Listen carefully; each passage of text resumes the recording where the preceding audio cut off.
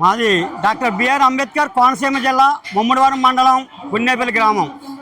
1974వ సంవత్సరంలో ఈ జగన్మాత అనే సత్తమ్మ తల్లి గత కాలంలో అయితే అమలాపురానికి కొంచెం మోతుబరులు కులపరంగా వయసుల వాళ్ళు, అటువంటి వయసుల పొలాన్ని ఇవిడి కొల్లూరు వారి పొలం అది వాళ్ళ కొంత ఇదవటం వల్ల అక్కడి నుంచి స్థానచలనం కలిగి ఇవిడి మా పొలాలంపట నైటు 10 గంటల నుంచి ఇంచుమించు 2 గంటల వరకు రాత్రి భాగాన్ని తెల్లచీర కట్టుకొని గాజులతో గలగలలాడుతూ ఈ పంట పొలాల్లో తిరుగుతుంటే మా పెద్దలు, అప్పుడు మేము కొంచెం చిన్నపిల్లలం, ఏంటిదని చెప్పి ఆలోచించి అప్పుడు తెలుసున్నట్టు మాకంటే కొంచెం పెద్ద వయసు వారు ఇవి కొల్లూరు పొలాన్ని ఉండేది సత్తమ్మ తల్లి, అక్కడ వాళ్ళు పెద్దగా ఇవన్నీ కొల్లలేకపోతున్నారు కాబట్టి ఇవి ఎలాగొచ్చిందంటే మా గ్రామస్తులు ఉంగరాల పల్లంరాజు గారు, మేకల పల్లయ్య గారు, మేకల వెంకటేశ్వరరావు గారు, గాలిదేవర అర్జునరావు, అలాగే గొలకోటి సూర్యనారాయణ అనేటువంటి వ్యక్తులందరూ ఇక్కడ కూర్చుని ఈవిడి సత్తమ్మ తల్లి అని అనుకుని వాళ్ళందరూ అక్కడ స్నానం చేసి ఇప్పటికీ ఆ గుడి పక్కన ఉన్న తాటి చెట్టుకి కొన్ని వేప మండలు పట్టుకొచ్చి ఆ వేప కొమ్మలు కట్టి ఒక కొబ్బరికాయ కొట్టి ఆదివారం రోజుని ఈవిడి సత్తమ్మ తల్లి అని నామకరణం చేసి అక్కడ ఇచ్చారు, అక్కడ నిలబెట్టారనమాట అండి. ఇప్పటికి సుమారు మన జాతర 52వ సంవత్సరం, ప్రజెంట్లో 53వ సంవత్సరం. ఈ తల్లి మహిమ ఏంటంటే ఎంతో ప్రస్తుతం మన రాష్ట్రం, మన దేశం, మన గ్రామం రాజకీయంగా ఉన్నది. ఏ రాజకీయ నాయకుడన్నా మా అమ్మవారి దగ్గరికి వచ్చి కొబ్బరికాయ కొట్టే నామినేషన్ వేస్తే ఆయన ఖచ్చితంగా విజయం సాధిస్తాడు.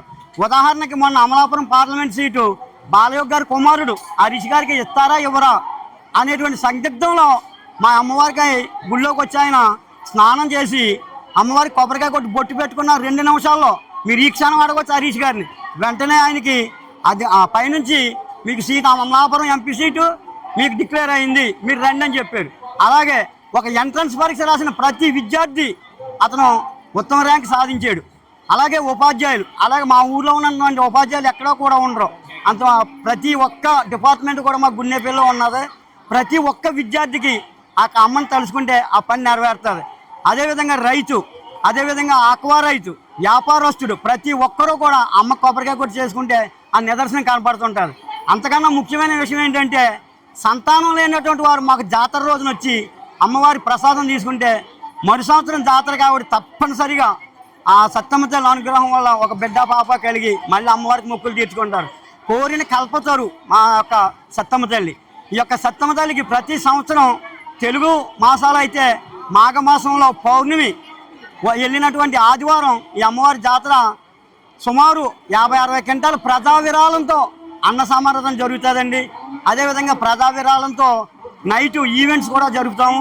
ఇక్కడ బాగా అతి ముఖ్యమైనది ఏంటంటే అన్న సమారాధన. ఈ మా కోనసీమ జిల్లాలో ఈ అమ్మవారి దగ్గర జరిగినటువంటి అన్న సమారాధన మరి ఏ ఆలయం దగ్గర కూడా జరగదు. సత్తమ్మ తల్లి అన్న సమారాధన అంటే సుమారు 60-70 క్వింటాల బియ్యం ప్రజా విరాళం ఇవన్నీ కూడా దాంతో ఇక మేము అన్న సమారాధన జరుగుతుంటాం. ప్రతి ఒక్క భక్తుడు కూడా వచ్చి అమ్మను దర్శించుకుని ఏ పని అనుకుంటే ఆ పని అవుతుంటుంది. అదేవిధంగా ఈరోజు ఈ ఆషాఢ మాసం సందర్భంగా అసలు మొట్టమొదటి మేము ఈ సారి పట్టుబడి అనేటువంటిది మా గ్రామంలోనే స్టార్ట్ అయింది. ఇప్పుడు ప్రతి గ్రామంలో ప్రతి గ్రామ దేవతకి కూడా ఈ యొక్క సారి సమర్పణ జరుగుతుందండి. ఇది మా గ్రామ దేవత అయితే ఉన్వలమ్మ తల్లి అమ్మవారు. అమ్మవారి గుడికాన్ని స్టార్ట్ చేసి గ్రామ దేవతకి ఈ యొక్క సారే పసుపు కుంకుమ సమర్పించి తర్వాత ఈ జగన్మాత సత్తమ్మ తల్లి అమ్మవారికి తీసుకొచ్చి పెట్టడం జరిగింది. ఈ రోజున ఈ భక్తులు ఇక్కడ అన్న సమారాధన కూడా ప్రజా విరాళం, ఈ యొక్క ప్రజలు విరాళంతో ఏ కార్యక్రమం జరిగినా కూడా జరుగుతుంటుందండి.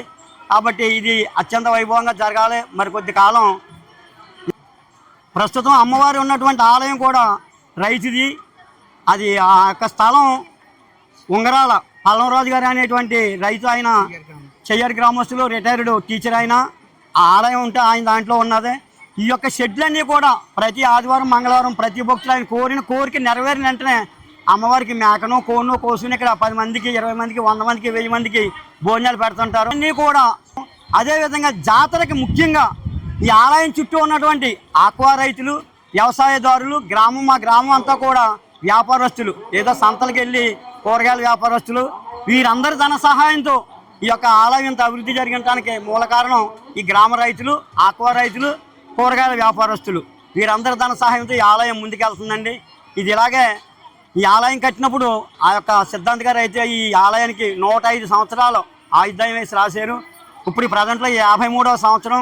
ఎంతోమంది ఇంత వైభవంగా జరుగుతుంది కదా, ఆలయం పెద్ద చేయమన్నారు. కానీ అమ్మ ఒక దాసురాల మీద ప్రత్యక్షమయ్యి దీనికి ఇంకా చాలా అధ్యాయం ఉన్నది, అంతవరకు ఈ గుడిని ఏం ముట్టుకోవద్దు, ఇక్కడ ఇలాగ దినదిన ప్రవర్ధమానంగా వర్ధిల్లుతూ ఉంటుంది కాబట్టి దీన్ని ఎలాగ అట్టిపెట్టమని చెప్పి ఆ తల్లి నూటంపటి చెప్పడం కూడా మేము ఆలయంలోని ఈ కార్యక్రమాలన్నీ చేస్తున్నాం. కాబట్టి ఇది ఇలాగే నిత్య కళ్యాణం పచ్చతోరణం కింద ఈ అమ్మవారి జాతరలో ఈ యొక్క సంబరాలు ఈ ఆషాఢ మాసం బోనాలు కూడా జరుగుతాయని ఈ సభాముఖంగా మీ అందరికీ విన్నవించుకుంటూ సెలవు తీసుకున్నాను.